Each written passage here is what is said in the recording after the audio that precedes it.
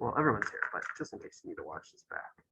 All right, so like I said, we're looking at solving square root and other types of radical equations. So just kind of sectioning these off into different types. One thing that's going to be very, very important when you're solving square root or radical equations is when you get your solutions, you really need to plug them back in to check that they are true solutions.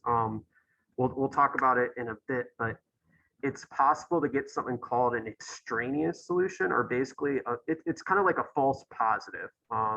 It's basically a solution where if you check it, it actually isn't true. So we'll talk a little bit of why these occur. But one thing is when you're solving radical equations, always take the time at the end to plug them back in to check, because you need to do it for these questions. I know a lot of times when we're solving other types of equation, we don't do it because we get lazy, or we feel like we don't have to do it every time. But for these types of problems, you really do need to take the time to do that. So you can see kind of our learning targets if you want to read those. The first type of problem, I mean, we're just going to look at pretty simple square root equations, but obviously radical equations are just in equations with radicals in them.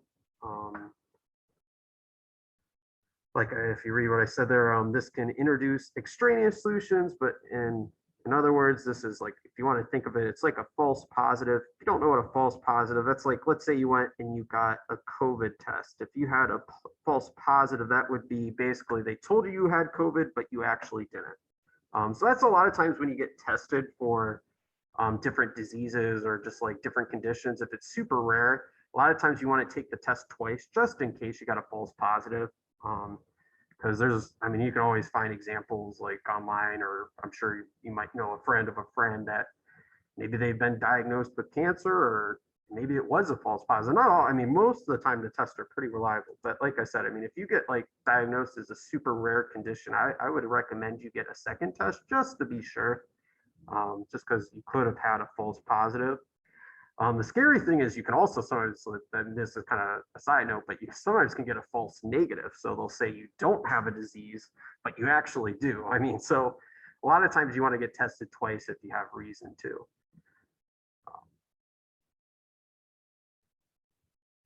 All right, but to solve these first ones, the big idea with most of these problems is you want to get the radical part by itself, and then to undo a square root, you square both sides. If you had a cube root, for example, you would cube both sides. So whatever your index number, you take both sides up to that power.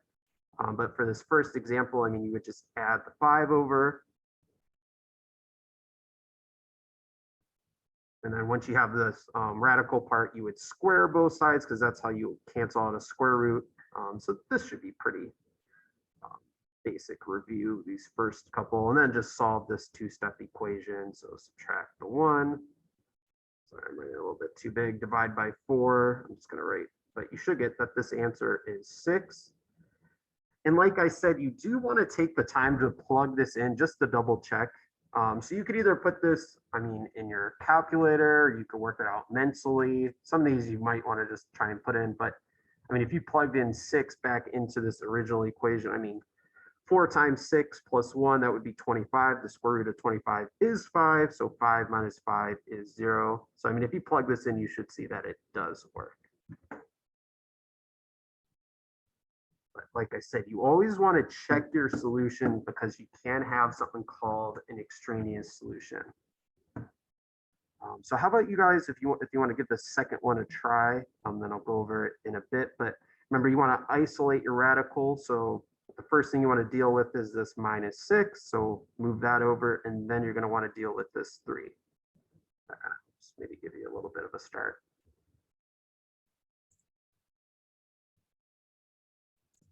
Start resuming. So I mean, like the first thing you would do is add the 6 over.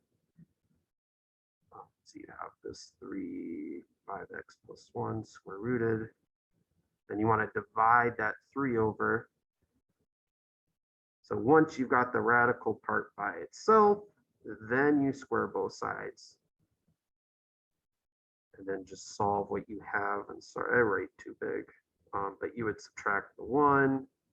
You get 5x equals 3. So then if you divide gonna write it up here. You should get like x equals 3/5, or you could, if you want decimal, 0.6, whatever you prefer.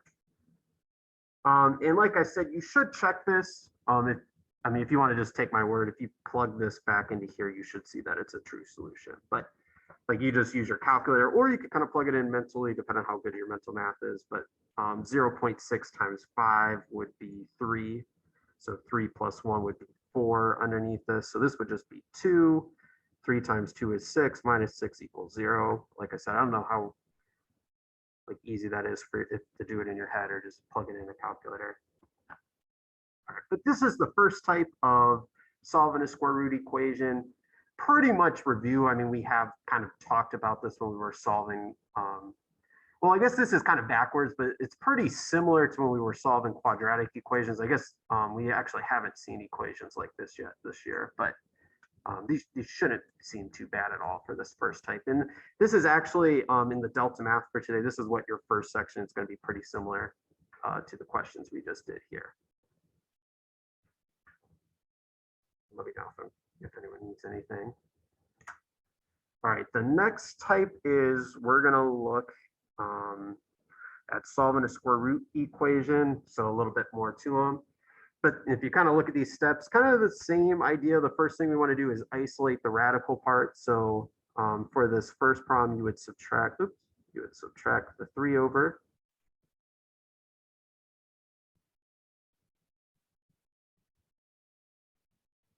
And then now that you've got that radical part by itself, since it's a square root, you're going to square both sides, but you're going to have to square this whole like thing. So like this whole x minus 3, you're going to have to square. So be careful. You can't just square each part individually. You actually need to FOIL it out. So you would just have 5x minus 1 on the left side. But on this side, you need to FOIL this out. So I don't know how good some of you guys, I bet, can do it in your head. But if not, remember, x minus 3 squared is really this. So if you need to kind of do it on the side. But if you FOIL this out, you would get x squared minus 3x minus 3x. So that would be minus 6x. Oops, I get it right. And then negative 3 times negative 3 would be positive 9. So like I said, I don't know how well some of you guys are probably getting to a point, but if you FOIL it, you would see. Got what I got there. So if you need to do this on the side, go for it. But if you can kind of FOIL it in your head, I mean, like without writing, I mean, feel free to save yourself that time. So, but feel free, I mean, if you need to kind of do that on the side. And then from here, we just kind of want to move everything to the same side of the equal sign. So I'm just going to move, what am I doing? One piece of advice is, since it's going to be a trinomial, if you can keep your x squared as a positive 1, we might be able to just factor it pretty simply without having to do like grouping or anything. So I'm going to actually move everything to the right side. So I'm just going to subtract the 5x, add the 1, because then we would just have 0.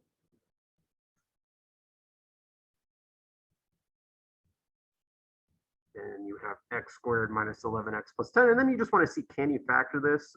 You actually can. Thankfully, we don't have to do quadratic formula or anything like that. This would just be x minus 10, x minus 1. Like what multiplies to positive 10 adds up to negative 11. So then our two solutions, we would get x equals 10, and we would get x equals 1.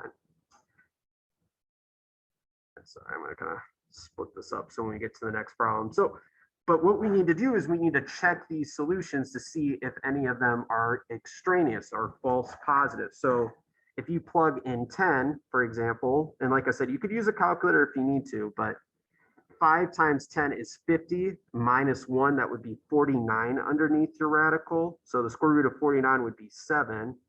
So 7 plus 3 would be 10 equals 10. So like I said, I don't know how good your mental is, but you should see if you plug in this first one, it does work. All right, let's check positive 1 though.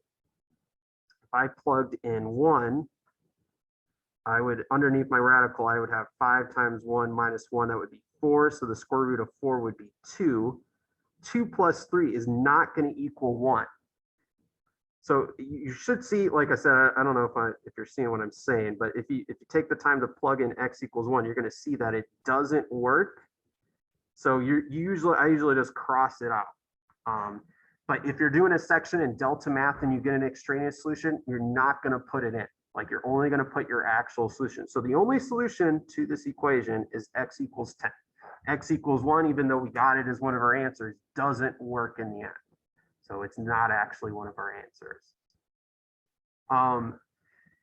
Maybe if we have time, I can talk more, but the reason this happens is sometimes when you're squaring both sides of an equation, you create a situation that's not reversible. Like it can sometimes change your equation in a way that will kind of lead to some solutions that aren't true or these extraneous. If you're interested, I mean, I found this thing on Khan Academy. I can post this. I mean, if you're interested in the math behind what it happens, but most of the time, I mean, your teachers are just going to usually tell you, hey, when you get radical equations, just check your answers. You can get extraneous, but if you want to maybe understand why that happens, I mean, I can post like some supplemental material if you're trying to understand the reason or behind if you're interested. But all right, this next equation, if you guys want to give this one a try, just to kind of get you started, I mean, since you have it isolated, you can just square root it. So you would just have 5x plus 14 equals x squared. My advice actually is to move everything to the right side, because if you keep your x squared as positive, a lot of times you can just factor it out, like without having to deal with the coefficient that's not 1. So that's one piece of advice for these problems. If you're ever kind of getting in a situation with an x squared. You need a paper towel? Yeah. Yeah, just grab as much as you need, man.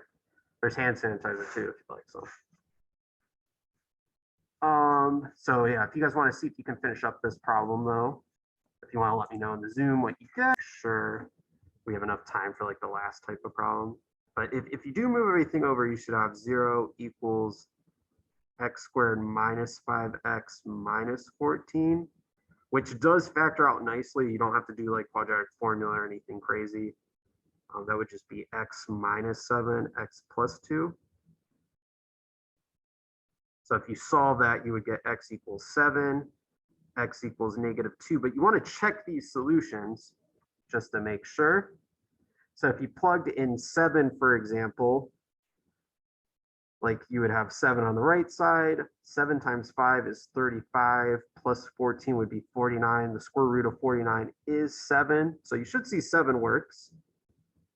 Negative 2, you plug in negative 2, I mean, you'd have negative 2 over on the right side. Negative 2 times 5 is negative 10, plus 14 would be 4. The square root of 4 would be positive 2, so that does not equal negative 2. So this is not a true solution.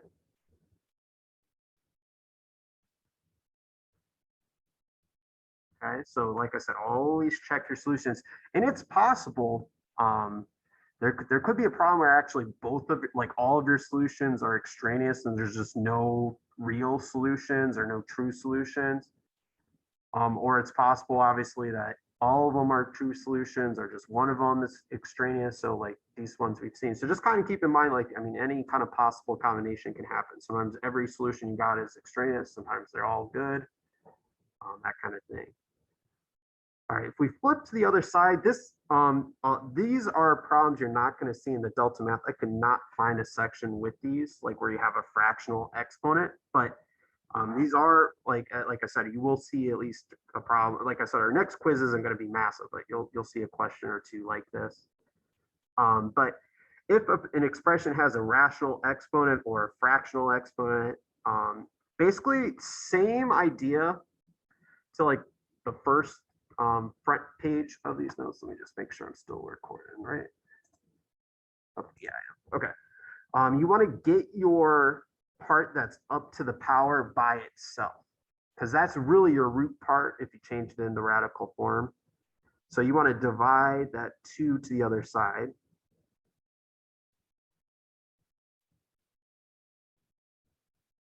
To cancel out a fractional exponent, you basically take both sides up to the reciprocal. So both sides of our fraction, both sides of our equation, we're going to take up to the 3/2 power. Basically just flip that fraction, because what happens on the left side, this cancels out. because if you multiply that together, that would be 1. So you're just going to have x plus 3. Then on this other side, you could either put this in your calculator, like 4 up to 3/2. If you are putting it in your calculator, make sure you put parentheses.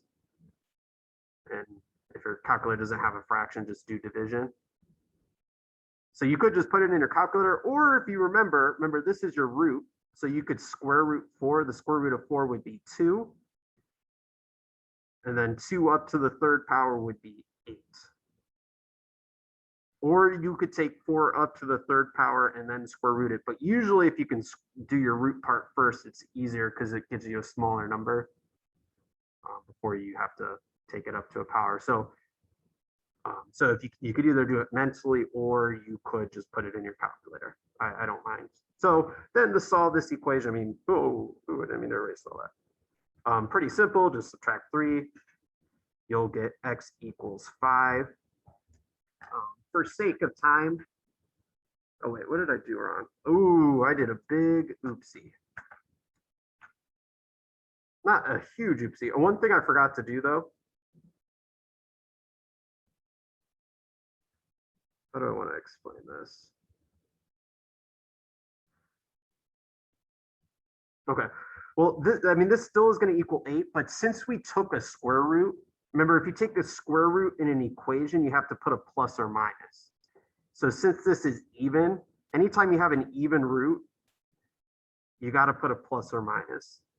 So we're actually going to get 2 solutions. One's going to be, so if we solve this, I still am going to get 5, but -8 minus 3 would be -11. So that's one thing I almost goofed up on. So when one thing you got to be really careful, if you have an even root, you got to put a plus or minus. If you have an odd root, you don't have to worry about it.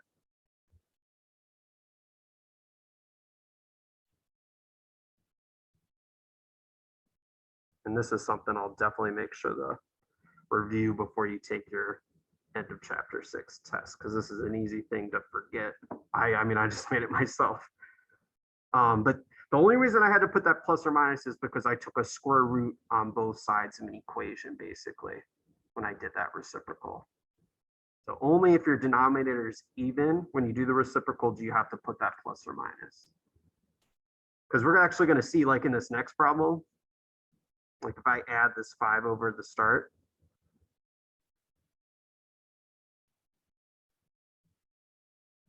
just get 3. So when I take it up to the reciprocal of 1 over 3 is 3 over 1. So that would cancel out. So that 6x plus 9 just comes down.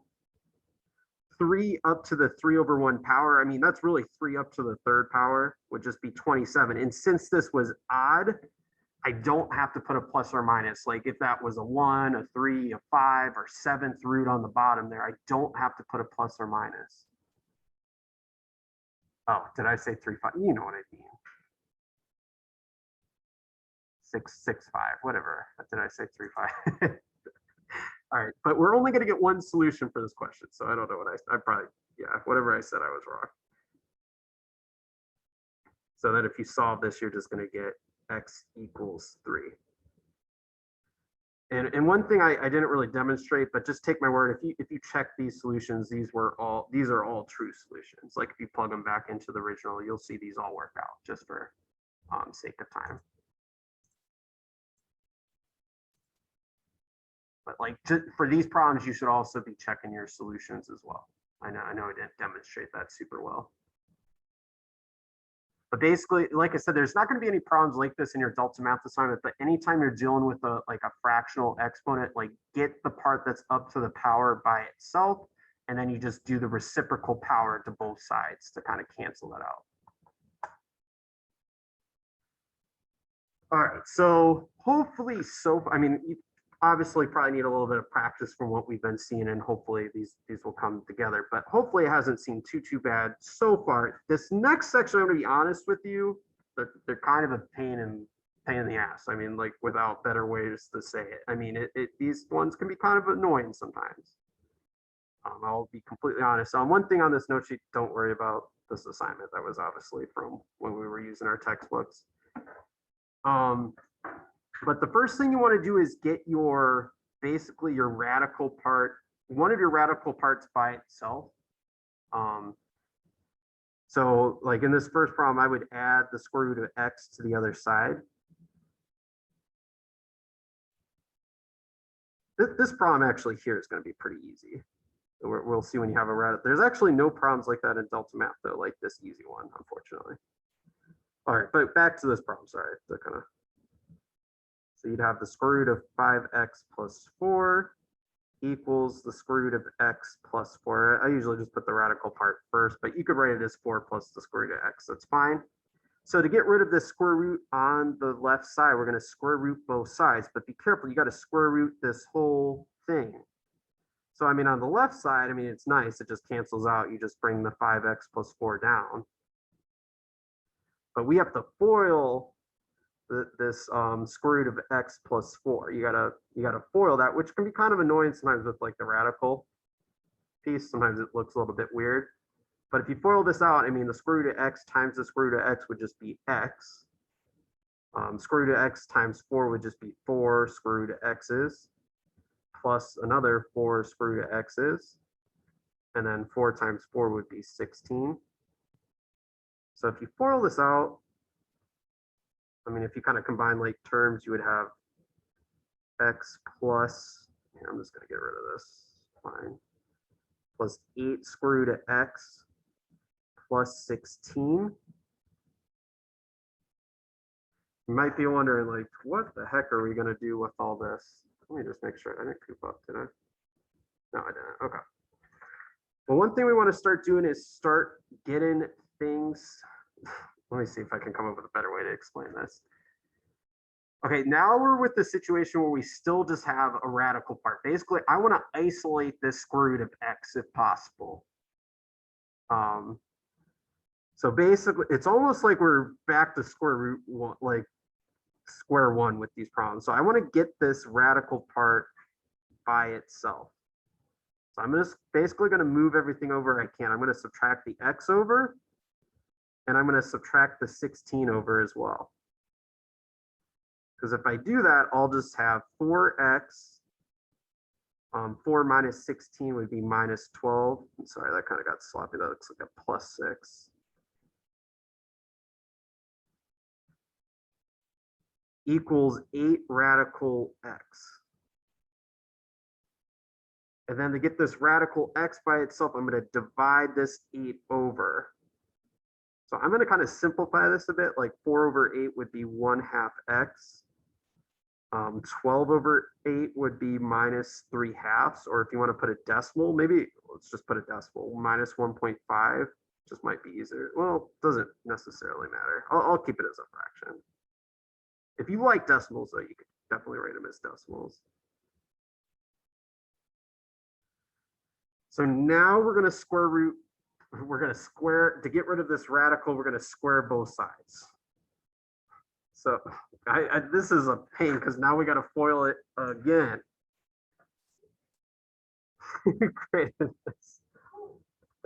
So this is the worst of the worst when it comes to these. Like I said, I'm actually going to go into the Delta Math. Like I think there's 5 questions like that. That's probably way too many like this. But I do want you to know how to do these. These are kind of a pain in the butt. I'll not lie to you. Like I hate doing them, so I can't imagine what you guys feel like. So we got to FOIL this. So here, I'm just gonna write it like this. All right, and then we gotta like solve. So if you FOIL this, 1/2 times 1/2, that would be 1/4 x, or 0.25 if you want to put a decimal. 1/2 x minus 3/2, that would be minus 3/4 x. And then if you do the same thing, that would be minus 3/4 x.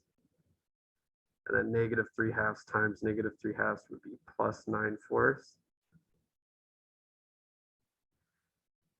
Oh, okay. I wish I could write less like a child. Okay, so here, I'm gonna kind of erase what I had here. All right, here's one tip for this problem though. To get rid of these fractions, we could just multiply. Well, this would be minus, if you combine those like terms, 3/4 and 3/4 would be minus 6/4 x. Oh, and sorry, this should have been x squared. Because x times x, oops, that would have been bad.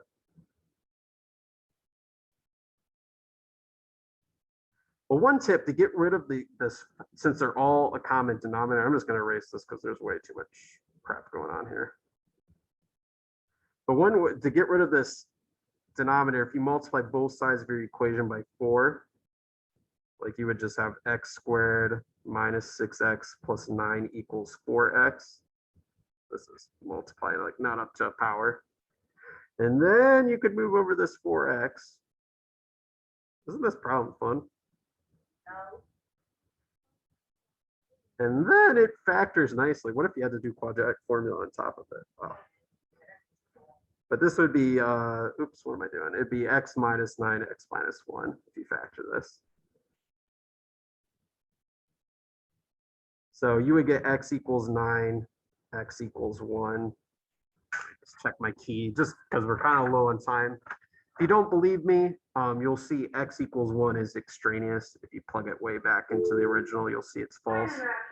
If you attend CVCC in the like, are we out of time? You can start making your way down to the front of the building where the buses will pick you up.